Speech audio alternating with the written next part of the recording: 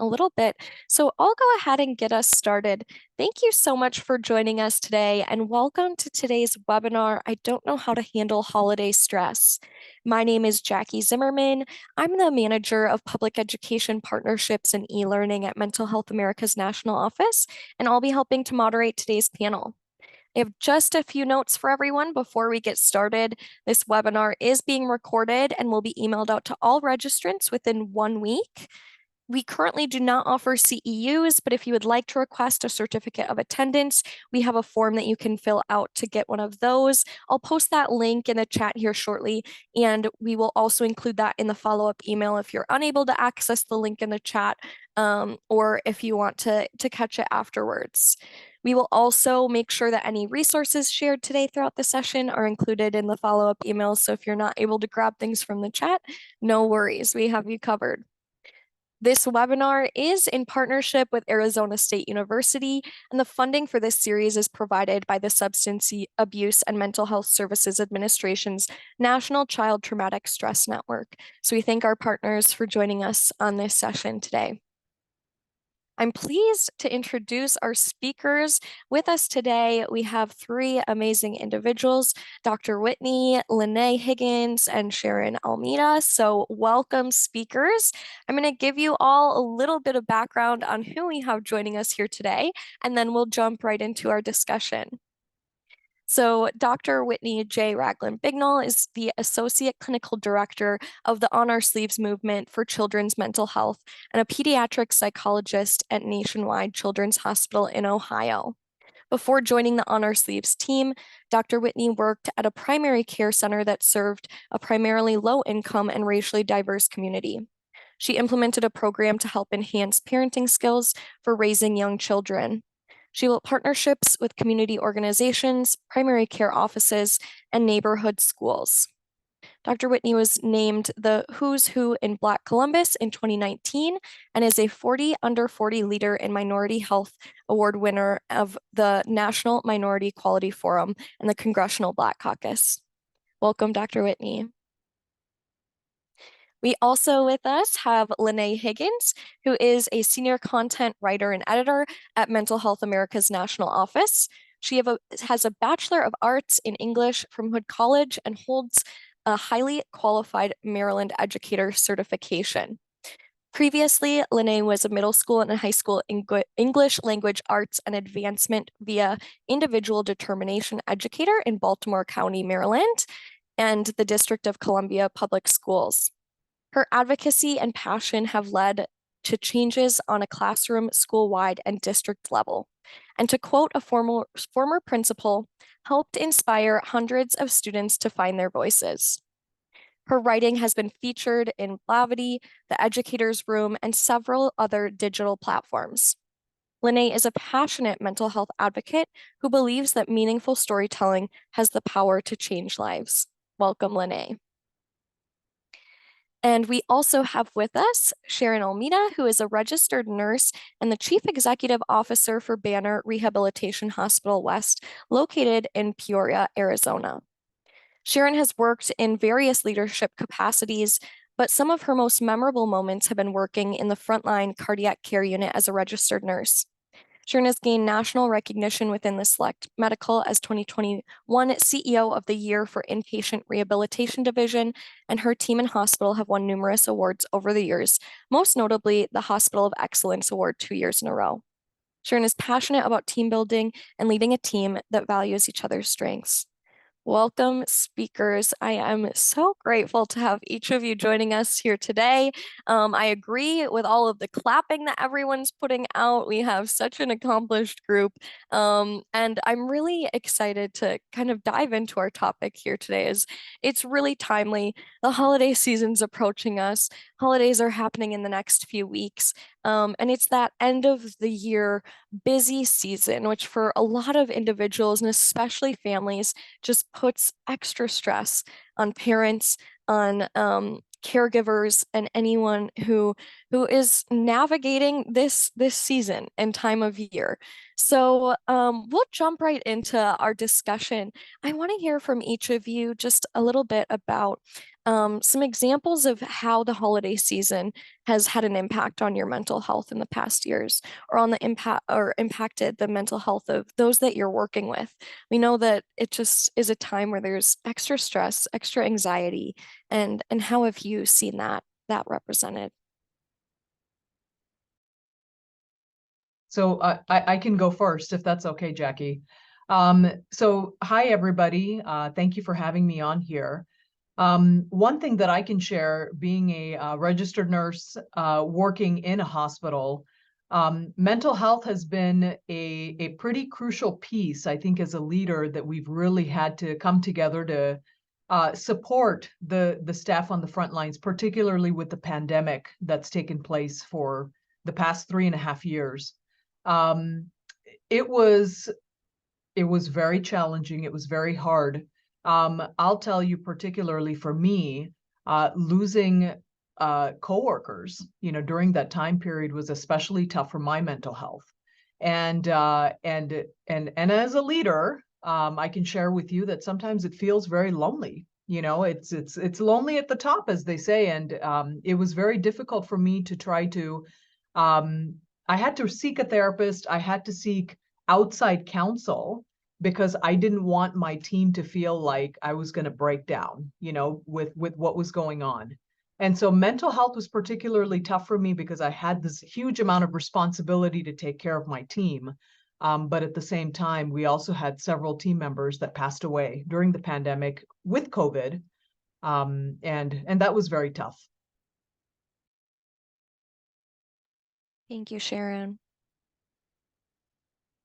I'm just gonna go ahead and jump in after Sharon. I know that when I was an educator, the time between Thanksgiving break and holiday break was just survival for teachers, because we had to deal with our own emotions, the things that we're carrying, as well as our students. And I was a middle school teacher, had 150 students, and they all have different feelings about the upcoming break and the upcoming holidays. Will I be able to get stuff? I'm not looking forward to going home because they might not have the best home life. And it just led to a lot of tension and a lot of pressure. And it was just so much to juggle. And I found it hard sometimes to be there for them as well as being there for myself. I know for me personally, I don't have a close relationship with my family that I used to have. So around the holidays, I get sad and lonely and depressed because I want to have that relationship that I used to have. But at the same time, I have to maintain that to be present for my students and be present with my family here. So I found that for me, like leaning on my support system to get me through those times, trying to come up with new traditions that we could do to celebrate the holidays, that really helps me like not feel as much alone. And then for me, another thing that comes up is grief. My grandmother, she passed 10 years ago. I know a lot of my students struggled. They lost someone during the pandemic. And, there's these feelings that they have to deal with. And one thing that I was really big on was it's okay to say, hey, I'm grieving. Hey, I'm going through this, and share that with other people. I lost my dad the day before New Year's Eve last year. So I know that coming up this year, the holidays are coming up, it's going to be tough. And I plan on, to get through that, I'm going to tell everyone stories about my dad. And I'm going to, because I think about my grandma around this time too, share her recipes, cook the things that she used to make just to help me cope. So there's a lot of different feelings going on. And sometimes, like, we really have to check in with ourselves so we can be there for other people. And I find that, when I was teaching, that was very important for me to know, how am I feeling before I try to, check in with anybody else. Thank you so much, both of you, for sharing those personal things. I think to add, I find that it has been stressful for me in the past too. And in my life, it's often managing my expectations and what I want it to be with my family and my in-laws, and everyone wants to see everyone, or everyone has an idea of what they want it to be, and trying to meet those, as well as compromising for someone who's also an introvert. Sometimes it can be overwhelming, right? When I'm trying to be there for everyone. And sometimes it maybe not doing a great job taking care of the things that I need, right? When I'm trying to take care of everyone else's. And so I think the holidays can sometimes feel like, how can you balance all those things as well as what you need for yourself can be tricky. I know for the patients that I see, a lot of times the parents are talking about, they have in their mind what they want the holidays to be for their kids, and maybe they don't necessarily have the resource to give them that. And so when you have that discrepancy, it's really, really hard. I've also found, there's traditions, things such as like, honoring Santa or other things like that. But then the child saying to the parent, like, I didn't get anything. I only got things from Santa. And that really hurting a parent who really worked hard to try to get things, and so I think there's a balance in trying to provide, as well as knowing all the stressors of bills and all those other things. And then just to highlight again what the others have talked about, I think, when we think of the holidays, we often think of the family or the people we've held close who are not here anymore. And I think it's just natural for those memories to come back because they were so special. And I think for my patients, as well as for me, you think of the good times and that feels good, but you also have that sadness that's there because you're experiencing it and they aren't here. And I think it's something that we're all balancing, right? Because they had this very special meaning to us, and they're not here in person to celebrate with us anymore. And that can be really challenging during the holidays, cause stress. Absolutely. Thank you all for sharing all of your experiences and those that you work with. I think, like you all stated, there's so many complex feelings that come up, and a lot of the things that are stressful or anxiety provoking or make you feel depressed as parents, some of those are similar for kids, and then they might have additional stressors. So what are some of the ways that you've seen the holiday season impact children and their mental health? Yeah, I think particularly for me, I've got 10 and 11-year-old girls now. But during the pandemic, it was very tough because they had to stay home and do school. And during the pandemic, when I worked in the hospital, there was no visitation. And so I felt like I was kind of in the middle of trying to be family for the patients who didn't have visitors come through, but also trying to be there for my kids who are at home and don't have a teacher or a classroom support to go to. And mental health it took a toll on the children, during the pandemic timeframe. And so at that time, I had to lean on family for support. I had to lean on my husband, I had to lean on my mom, I had to lean on my siblings to see what they can do. And then during that time, when I did come back home, I would be very intentional about spending quality time with them, very intentional, and maximize on my day, being able to have conversations with the kids. But that was a really, really tough time, I will say. What you just said, Sharon, about being intentional about spending time with your kids is one of the things that I have in my notes, because I can't tell you how many students said, I wish I had more time to spend with my parents. I wish that I could talk to them about X or Y. And the holidays, it's really that time to do it because, you're off from work, they're off from school. So you have that time to spend time together in a genuine way. Something I also think about with how it affects children's mental health is the pressure. There's there's so much pressure to perform. There's so much pressure for kids to be good and to behave and act a certain way. And it really made my students feel like, they couldn't have a bad day, because if they got that phone call home, oh no, I'm losing all my gifts, or I'm losing my chance to be a part of this celebration. And that came out in ways where there was a lot of tension.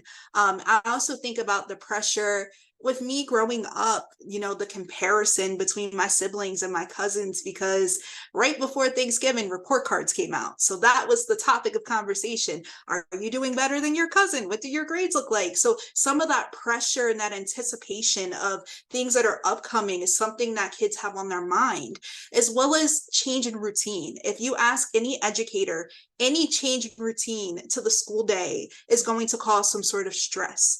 And now you have time off where you're going from highly structured days to, I don't know what it's going to look like.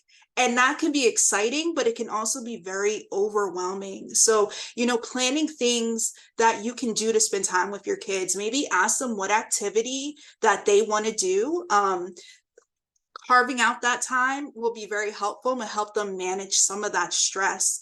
And then something else is the loneliness. Not everybody feels like they can be themselves around their family, and not everyone feels safe around their families. So children might be experiencing some isolation and some loneliness, being away from their friends and their teachers, and texting and social media isn't enough to replace that. So again, it comes back to that, as Sharon said, being intentional about that time and making the time to check in and spend time and do activities with your kids to let them know that you're there for them during this time that is stressful in ways that we don't even think about.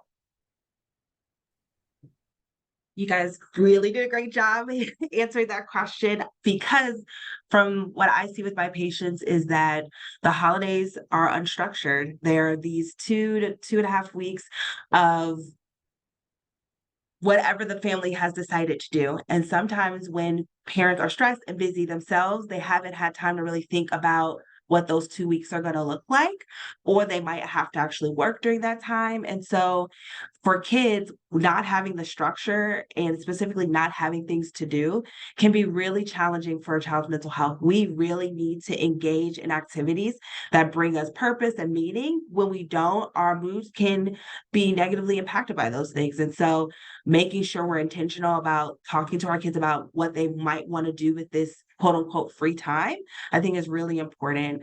The other thing I was going to say is, yes, you might have 1 or 2 days where you are with family, but oftentimes there might be a whole rest of those 2 weeks where you're not around people, and social connection is really important. And I hear from a lot of my patients that they're not connecting, and that brings them down because they don't know like who to reach out to. It's just like in your room, not doing anything. And so that can cause them to spiral. And so, like Lene said, like thinking about how can we brainstorm with them and connect with them, ways to connect with other people when they're not at school, because we know school is great for that. But when they're at home and maybe there's limited resources to spend time with other people and parents are busy, how can we make sure that they're getting those things that we know are helpful, like that social connection, like being able to have activities? How do we keep structure? So many times I find my patients are just sleeping too much, like they're just, or sleeping at wonky times. We know how important sleep is. And so how can we encourage each other and parents to say, keep a structure in your house. Like you want to keep it as close to school time so it's not hard for them when they're going back. And so how can we keep things somewhat similar to school time so that they can be their best and the transition isn't so challenging? And the last thing I was going to mention that she mentioned is like that comparison is really hard, and it can be things as grades and other things like that, but it can also be about like what other people are going to be receiving during this holiday season or where they're going to be going. And when you hear what others get or might be getting and you're not, you can start to feel less about yourself. And so being intentional about knowing that and having conversations about that, and how can we teach our kids to value the things we have and other things, not just gifts or presents, because I think that that can be really, really difficult, especially like if they have friends on video games, electronics, and social media who are going to be reporting about the things they're getting, or even going back to school and hearing about all of it. It can be really, really difficult. And so I think it's really important for us to talk with them about that, and feel and understand how they're coming from and what they're feeling. Exactly. Thank you so much for all of those really great points and really good suggestions, and some great tips in there. So thank you. I know we've talked about already just the range of emotions that parents and kids can feel around this time. And I think that's something interesting too of as you talked about the comparison for the kids that come into school or their social settings and are super excited and super elated, and then that makes those who might be stressed about being at home more, might be worried about what they're going to get or not receive, or what their holidays are going to look like, feel even more, you know, sad and isolated and ashamed. So it can be a really confusing time for a lot of kids. And like we talked about, it can be connection, celebration, but it can be that isolating time. So how would you suggest that parents can cope with potential isolation or loneliness during the holidays within themselves and also with their kids? And how can they help to be there for their child if they are experiencing that loneliness, that isolation? So just a personal example for me is that during the holiday season, I feel like intentional is really the word to use here. One of the things that my kids always ask me is play dates. So how can you be intentional with, because I think as humans, we're built for community, right? We're built to have people around us. We're built for support. We're built to provide support. And for my kids, it's really about, mom, can we do play dates? Can we spend some time with our friends during the holiday season? Can we invite them over? And so for me, during the holiday season, when it is unstructured, I find that they miss their friends and they miss hanging out and having those conversations. I give them time on the phone to be able to call them and talk to them. I give them time for play dates on the weekends, anytime that they need. But I always find ways to look for community during that holiday season when you may feel very lonely.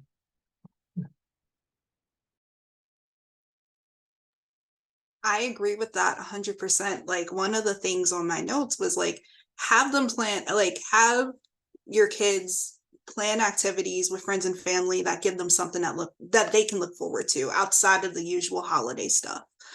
Because sometimes it feels like, okay, I have to go to this because my parents want me to go to this, but what is there for me? What can I do? Like, what is there for me to look forward to? So when you put it in their hands, hey, we're going to do this play date, as Sharon was saying, that gives them something to think about. I think about the isolation that you could feel also when you were at family gatherings and events. And one thing that I really wanted to mention is one way so your child doesn't feel isolated is to stand up for them if a relative or a family member says something that crosses the line. I know that growing up for me, there were relatives who made comments about my weight, comments about my hair, and I really wish that my parents in that moment would have corrected those things, because that would have made me feel like, oh, my parents have my back and I feel more comfortable. I felt like it wasn't my place as a child. I also felt like that sometimes I couldn't say something because of the consequences. So standing up for your kid and letting them know, hey, I'm not going to tolerate any sort of talk like that. I want you to feel welcome and safe. That's important. I also say, like, come up with a list of ways that you could cope or help them self-soothe. And this could work for you as well as for them during the holidays. For me, I have a list on my phone. So when I feel elevated, I just go to my notes app and be like, oh, I can do this. And it will help me calm down. But some of the things I thought about is like, if you can't leave a family gathering, see if you can go outside, take a breather, go for a walk, get some air. take some deep breaths, do some breathing exercises. Can you text a friend or someone that you trust? There have been times, even recently, where my mom has set me off, and I will text someone like, hey, can you talk for a second? And that will help me not to like hold all that in the moment. Is there a quiet space where you can go put in your headphones and listen to music or isolate? And then also maybe even practicing the responses to some of those things in advance, because we know that those difficult family members who make those comments, they didn't just start it this year, they've been doing it. So saying things like, I don't feel comfortable answering that, or let's not talk about that, or even no, to help build up that confidence. So yeah, there are many things that parents can do for themselves or even for their kids to help them like deal with some of that loneliness or, you know, that stress that's coming up because of the holidays. Those are such good words of wisdom and great advice. Just to add to that, just I think starting off with a conversation about what their expectations are for this holiday season and what do they want. But I think I've heard from lots of parents, and I work with families that don't have very much money, that sometimes their kids express what they want, and then there's challenges when they don't have maybe the resources to provide that. And so I think having family meetings about like with what you want, what's realistic, and how can we create it close enough that we're all happy about it. And also thinking about creative ways to get out of the house. Not so I think if you have a supportive family and you like to spend time with them, that's great. But if you don't, are there other things that are happening in the community during this time where you can find connection? I love to share with my patients all the many things that are happening so that like maybe they can find a new group in the community that either has the same holidays or same traditions or doing different things, and they don't cost very much money, and the family can go to. Like I try to think of like what's happening around you that you might find really fun. Like I've had families say, we just get in the car and we go and find neighborhoods with really nice lights, and we like go and rate them or something. Like finding like little activities that you can connect with your kids that don't cost very much money, I think can be really, really helpful, because being intentional is about having the conversations and then coming up with a plan, right? Like, what can we do with this time together? And for some, they have more resources, so it can be more bigger things. But for others, even when you don't have maybe a lot of money, there are cheaper, but still exciting and fun things that are out there that you can find.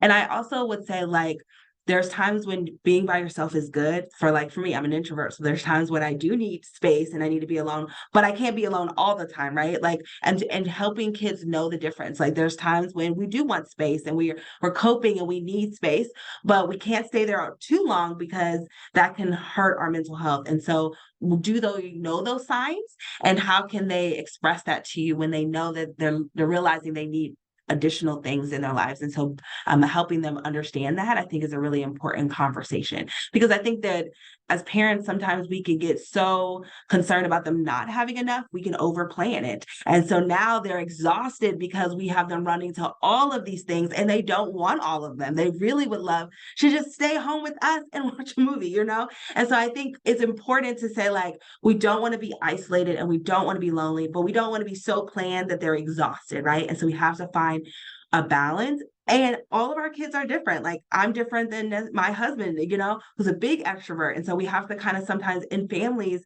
find a happy medium so that everyone is getting their needs met for their mental health.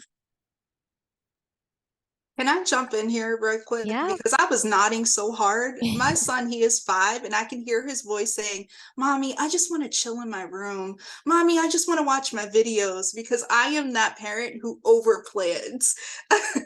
So, like, taking that time, like you said, Dr. Whitney, to check in and ask what their expectations are and what they want is so helpful. Like, we use zones of regulation, and we use that because he does it in school. So I'll ask him, like, what zone are you in? He's like, oh, I'm in the green zone. I'm feeling happy. Or he'll be like, I'm yellow. I'm frustrated. Or I'm red. I'm angry. And he'll tell me that. So, like, I really needed to, it's great advice, but I really needed to hear that, especially Dr. Whitney. I'm saying to myself, Lene, don't do too much this holiday season. I love it. Those reminders are so important for everyone. And all of you gave such great insights for that last one, just being really intentional about planning time with people who uplift you. And I saw some comments in the chat too. That might be family, that might not be family. That might be friends, that might be some chosen family members. So while it is a time where you might have to be with people you might not normally be around or might not be the best for your mental health, then planning that time when you do have that support from those that really do have that positive impact on your mental health, and thinking about doing the same for your child too, spending that time with their friends and out in the community. I loved what you said, Dr. Whitney, about community events too, and setting those expectations of what's realistic that we can do as a family. What are some things that might not cost money, but that we can go and have some really great memories together. Going to see lights and driving around the neighborhood and all of those things, that's going to be some of those really core growing up memories for your children, not necessarily the toy that they open on Christmas Day. So I love that suggestion, and that finding balance, like Lene said, it's always a good reminder for us, finding balance between rest but not letting ourselves sit in it too long to get back up and find that good social balance. So thank you all. I know that Lene and Sharon, you each had mentioned this before earlier, just about how holiday time really can bring about different feelings that might be repressed other times of the years, but especially around grief and loss. Just because during this time we are surrounded by so much family, by traditions, by things and memories that make us remember those who might not be with us anymore. And it might be the first holiday without someone really important in you or your family's life. So, how can parents care for their mental health and their child's mental health if they are experiencing that grief or loss over the holiday season? Did you want to take that, Lene? I can. First you just have to accept that it's hard. Things are not gonna go perfect. Nothing ever goes perfect, but you don't want to overexert yourself, and you want to be honest about what you are going through. And tell your children in an age appropriate way that it's hard right now and why it's hard. I remember telling my son that, mommy is sad because her dad died. I miss him. And he understood that. And sometimes he would come and give me a hug. But you want to show them that it's okay to grieve. And you also really want to lean on your support system. If someone offers you help, accept it. Sometimes I feel like we'll be like, no, it's okay. But during this time, it's okay to need support. You need support. So leaning on other people, what really got me through last year and going into this year as well, was my husband. And it makes me chuckle every time I said it. Every time he said it to me, but he said, all I need you to do is brush your teeth and wipe your butt. And I got everything else. And I was like, I appreciate that so much, because it's difficult right now and it's supposed to be, and that's okay. And I leaned on my in-laws a lot. And it gave me a second to breathe. So for example, my dad passed on December 30th, 2022. And I didn't know if I wanted to do anything for New Year's Eve. But the next day, my in-laws, they came over and they brought apple cider, and they brought over some appetizers, and they spent that time with me. And it was just a moment of levity and how heavy grief was at that time. And I just appreciated it so much. And then the last thing I'm going to say is just find ways to process your feelings and honor your loved ones. I already said I'm going to be making my grandma's recipes. Last year, my son and I, we made her coconut cake, and I was so proud of myself. And then telling stories about my dad to anybody who's going to listen, because I know I'm going to miss him so much during Thanksgiving and so much during Christmas. Ooh. So just find a way to honor them, and whatever works for you. And I also know that I have coping mechanisms that really work for me. I see that someone put in the chat, sometimes we just need to cry. Give yourself space to cry. Sometimes we need to scream. For me, screaming is what really helped me. So I would get in my car, go somewhere and just scream, because that helps me process my feelings and get them out. Some other things that I really leaned on was journaling. That helped me. Going for walks really helped me. Listening to music. I created a playlist like in honor of my dad. But however you feel that you need to cope and process, I'm going to say, like, there's no wrong way to grieve. So whatever you need to do during this time, do it. But just be transparent and honest about what you're going through, and you don't have to do it alone. Yeah, thank you, Lene. You know, and I'm so sorry for the loss of your dad. I actually lost my dad 2 years ago on my sister's birthday, October 23rd, and then had the funeral on my husband's birthday, October 29th. So, and then of course moving into the holidays. So those were very difficult times for me. And you know, I have to understand that when I experience loss of a loved one, that my children are also experiencing loss, that my husband's also experiencing loss, the people that are close to me. But to what you said, Lene, I think that transparency and honesty is really important. I think sometimes even giving a heads up to your loved ones and saying, hey, today's just not a good day. And not being reactive, but being proactive about your approach and saying, it's just not a good day, you know. Today, just let me process how I need to process. But I liked what you also said, Lene, about being able to, you know, honor the loved ones with your family members or loved ones in living through some of the very positive memories, right? We often hear that when we think negatively, that those thoughts just continue to build and build and build. But when we think positively and we think about the amazing memories that we had, the laughters that we share, and just some of the great things that they've done for you, those memories tend to build, and those are the memories that you try to hang on to as you process your grief. And so that's worked very well for me. And but understanding that, you know, we're all going through this, and it's important to step into someone else's shoes and understand that too. I just wanted to add that, you know, so many people are grieving. And so I think one of the things that can be helpful for all of us is to keep that in mind when we're celebrating, that not everyone is going to be experiencing the holiday in the same happy TV movie way that we might think. And so it's good to check in on people and see how they really are doing. And I love that Lene talked about and Sharon talked about having conversations of transparency with their families. And I know, you know, people do grieve in different ways. And so it's totally okay if you are grieving to tell people what you need. So sometimes for some, that is people coming over and talking. And for some, it is space. And it's totally okay to tell people what you need in that moment.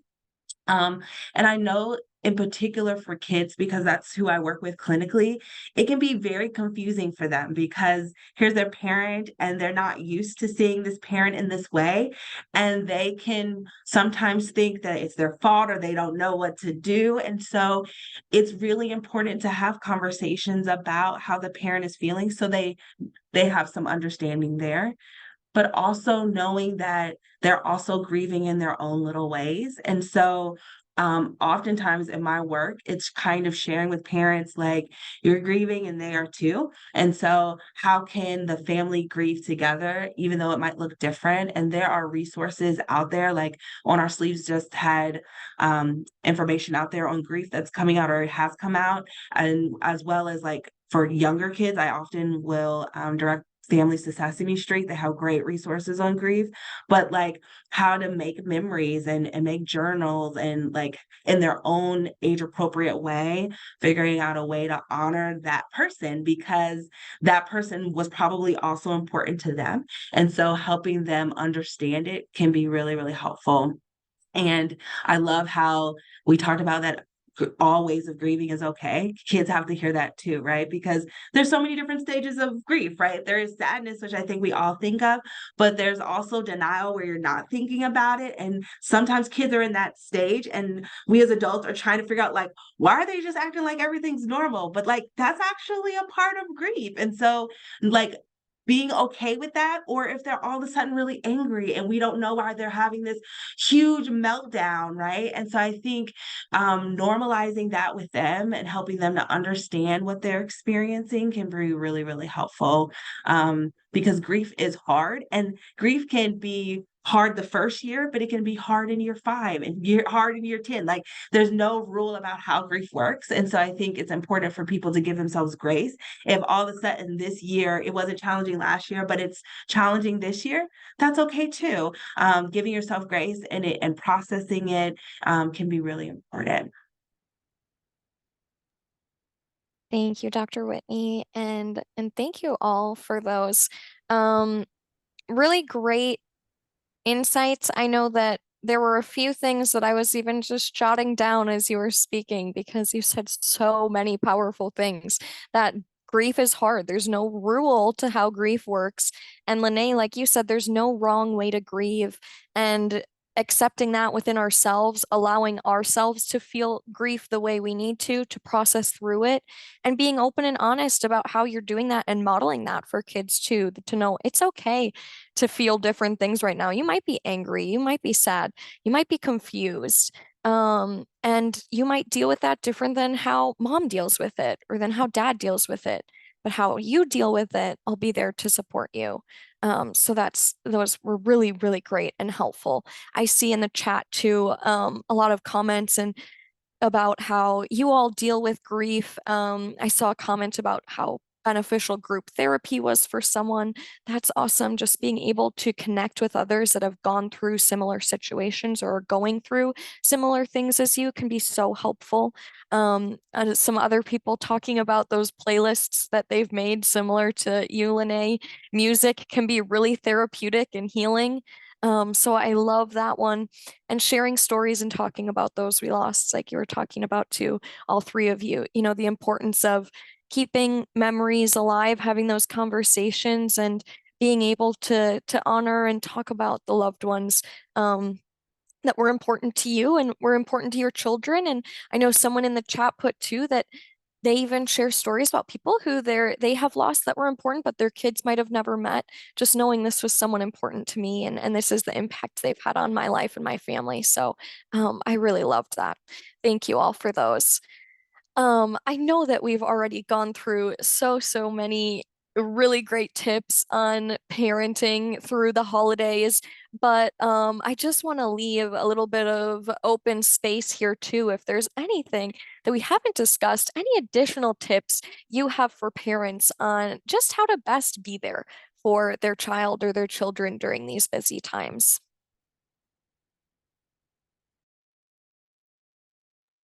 I was just going to say that, you know, we as parents have probably a to-do list of lots of things that we are trying to accomplish, and helping our kids understand where they lie within this list can be so helpful, because sometimes we are so list focused and just trying to get everything done.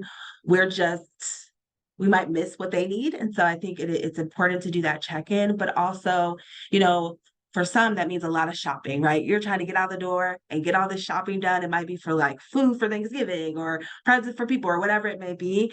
And the kids have to go along. And some kids don't like to do all these errands with parents. And so I think it's really important to think about like how to make those outings that can be really stressful. That's when the grocery store or stores are packed full of people, parking is like, there's a lot of things that are happening, how to make those easier. And so we even have like a guide on our website about how to help parents who are like, we have to take your kids shopping with you, how to make it easier, because it is inherently stressful. And so giving them expectations about what we're expecting for them, giving them a role as a part of it, so that they're not just following you around, because I think that that can be quite boring and not really what they want to be doing. And so how can we make, when we have lots of things to do, how can we make that something that they can also enjoy and be a part of, is something I want us to think about. I feel like you should just add me, Dr. Whitney, because I feel like you're talking about me. No, I'm just kidding. Every time you say something, I can hear my little guy, Mommy, I'm tired, let's go. But I just want to reiterate something you said. Check in. I can't say it enough. Check in, check in, check in. A lot of parents might be like, I don't know how to have the conversation. Just have it. Hey, how are you feeling? What are you looking forward to? Just talk, because kids want that. From my experience as a teacher, kids want that and they need it. I also say, like, while you're checking in, we kind of talked about this before, but ask what part of the holiday season or what part of the break that your children like the most, and prioritize spending that time with them or making it special. Creating new traditions out of that too. I'll give you an example. My family, we do midnight breakfast on Christmas, and that came from me being like, we need to do something as a family, and my husband being like, well, I like to open my gifts at midnight. So we come together as a family at midnight, we eat breakfast, open our gifts, and by 2 a.m., everybody's on their way home and going to sleep. And that just came out of a compromise. And now it's a new tradition that my son gets to grow up with. And I also want to just, and this kind of again reiterates what Dr. Whitney was saying, don't focus on perfection. I know that there is just this pressure for us to make things perfect for everyone, this pressure to show up, to cook all the things, to do all the things. But that also adds extra stress and extra pressure to the holidays when it's supposed to be an enjoyable time of connection. So focus more on connection and conversation and joyful moments, because it doesn't have to be perfect to be enjoyable. We really just, want to be there for each other. We really just want that time around those that we love. And I think that's more important than anything else. Yeah, I think you also, Dr. Whitney and Lene, just great suggestions. I think you also hit the nail on the head when, you when you ask your children, what do you like to do the most? One of the things, our traditional, what we do in our family is we have Sunday meetings. So aside from holidays, we talk about what our week is going to look like. So our kids aren't blindsided. They know it's predicted. They know what to expect. But one thing that I would also recommend is get their input. Talk to them about their strengths. If one of them likes baking, they want to make a dessert. How can you support them and help them in that aspect? Or if one of them likes to wrap all the gifts, and they're very good at it, how can you make it meaningful for them, during the holiday season? So I really, again, I really appreciated both your suggestions, and just to add to that, for me during the holiday seasons, it's really looking at their strengths and what can they do to contribute to the tradition as a family. Yeah, thank you all. Those are so wonderful. Can I pop what? Sorry. I love Yeah, that go she just for said it. that. It's just, I think we have to figure out what's important. Like, what is the key importance of what our family or I want this year for us? And when you realize what's important, I'm hoping then we aren't looking for perfection, but we're just trying to get at those things that are important. And how can we, so if a kid says, I want to make sure that I baking or whatever it may be, then like those are the things we try to incorporate, because we've identified as a family that's the important things that we want. And so I think having that kind of conversation at that family meeting, I love that idea about like taking all the things away, like what do we really want to accomplish this holiday season as a family, and how can we support each other in that? I think that can go such a long way. Absolutely. And I know, Lene, you had mentioned too, if you don't know how to have the conversation, just having having the communication is so important. I want to highlight that Dr. Whitney put some great resources in the chat, that On Our Sleeves has some discussion guides, and they have really great resources that parents can go to kind of get some points on how to navigate challenging conversations with kids in a variety of ways. And so those are so, so helpful.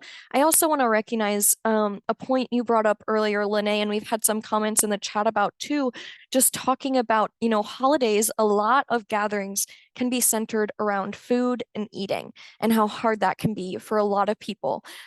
People that have experienced eating disorders or in eating disorder recovery, or just kids and adults that it is a hard subject to talk about, especially when we have maybe that family member or someone who's making the comments that are making you feel bad or are can be triggering for individuals. So it can be really hard. And just being a role model for your kid on how to talk about food and how to talk about body and the way that we feel and confidence and all of those things are so important and just extra important for us to think about at these times when there's so much emphasis around food and eating, an opportunity for other opinions to be inserted into conversation. And I know that On Our Sleeves also has some really great resources for that about how to talk to kids about food and eating and all of that. So thank you. I will be sure to link all of those wonderful resources in our follow-up materials too. So I just wanted to highlight those. Thank you all. I know that this time is flying by and we just have a little bit of time left. But to wrap us up, I would love to hear from each of you. I know that we've talked a lot about how the holidays can be challenging and all of the stress that can come with holiday season. But as we know, they can be a time of support, joy, connection, and especially gratitude.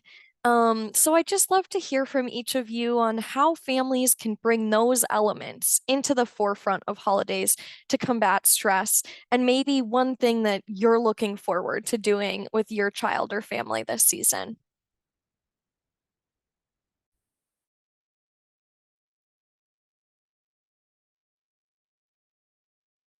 Well, for me, I have a small family, but one thing that we're looking forward to is just the togetherness. My mom lives with us. She's battling stage 4 pancreatic cancer. But and we don't know if this is going to be the last year or next year is going to be our last year, but we're really trying to maximize on the time together. Um, I think overall it's the togetherness. It doesn't matter whether we're purchasing gifts or if we're going outside to go skiing or whatnot, but it's just about having that family at home together. Um, that's one thing that I'm looking forward to.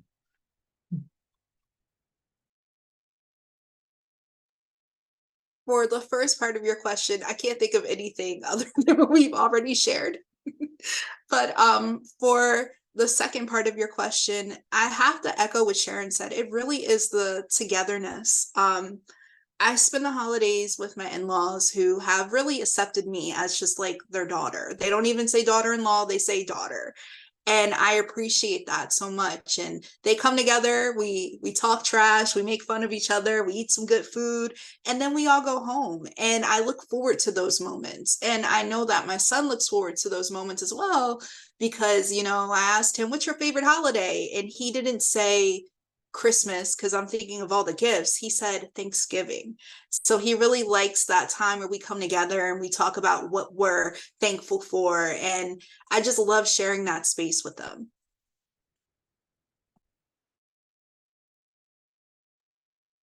Thanks both for sharing those things. I agree. Like I love the family time and the togetherness. And I think this holiday season is in particular special to me. I have a 10-month-old. And so this is our first holiday season with a new addition to my family. And then we have some other new additions in the family. And so it's taking a new meaning on for me. And so it's helping me think about what things are really important. What things do I want to really stick out for our family and have happen? And so those are the things that I've been really thinking about. One thing that I love that my in-laws do is they have like these plates, and my mother-in-law doesn't tell you that like whatever plate you have will have you sing at the end of the day. So she has all these people there and you end up having to sing a verse of the holiday song, but it also involves people going around the table and sharing what they're thankful for. And so I really love that time where you get to meet all these new people and people are sharing gratitude for what's happened. But I also love the holiday season in regards to being able to give. Like that is like my favorite thing, is being able to work with organizations within my community and figuring out like how can I be a part of it. So Is it raising money to give coats for families or meals or like those kinds of things? And that's something that I really want, you know, my 10-month-old, like I want him to also be a part of, like, as our family, we volunteer and we give, because I think that that's something that I think can be really, really helpful during the holidays, when the attention isn't necessarily on what you're receiving, but also like what you're able to give back. And so that is something that I'm really intentional thinking about. And the last thing I will say is that I am someone who was raised with a house that we did the same thing all the time. And so I love that tradition. But then I got married and I had learned that like I have to be less rigid and I have to be able to incorporate new things. And so I will not be home for Christmas this year. And so like we already put up our tree this year because I wanted to think about like I want my kid to be able to see both sides of the family and different traditions and love both sides. And so that is something that I'm thinking about. Like sometimes the holidays is about compromise and working together so that everyone can get a little bit of what they need, not just us. So that's something I'm working on this year for myself too. I just want to add one more thing Yeah. that we've done traditionally during holidays is reflect, you know, back in the year and talk about some of the accomplishments, some of the incredible things that have happened in our life, and really that gratitude, you know, focus on the gratitude, but also you know, talk about how each of us have grown over the year, you know, and how we can take it to that next level for the following year. So it's really about the gratitude as well, and just about the reflection and doing some introspection, you know. Absolutely. That gratitude and those conversations about, what really went well this year, highlighting the successes and the things that brought happiness and brought joy and brought peace and brought healing is so important. It is that time for reflection and what can we carry into the next year, that we can continue forward on that path.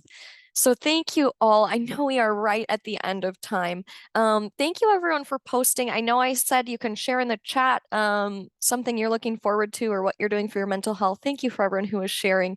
Thank you to Lene, Dr. Whitney, and Sharon for joining us today, for your openness, your honesty, your vulnerability, and your insight. That was so helpful for so many joining. And thank you all for being here, for asking your questions, posting your comments and resources, sharing your stories. We're sending love to everyone this holiday season. We know it can be stressful. We know it can be hard.